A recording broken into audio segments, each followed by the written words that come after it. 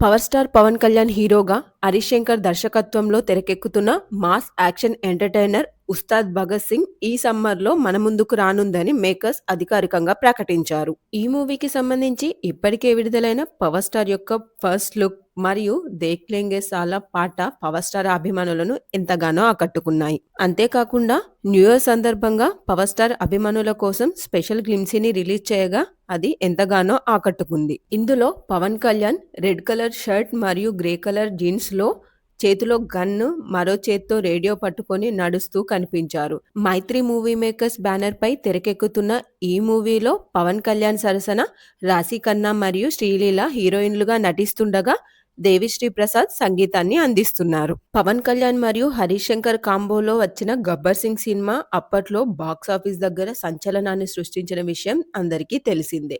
మళ్ళీ అదే combo repeat కావడంతో ఈ మూవీపై భారీ అంచనాలున్నాయి. అభిమానుల నాడి తెలిసిన డైరెక్టర్ హరీష్ శంకర్ మరియు తన మ్యూజిక్‌తో ఆడియన్స్‌ని ఉర్రూతలూగించే దేవిశ్రీ ప్రసాద్. అంతేకాకుండా 2 తెలుగు రాష్ట్రాల్లో తనకంటూ ప్రత్యేకమైన బ్రాండ్‌ని క్రియేట్ చేసుకున్న హీరో పవన్ కళ్యాణ్.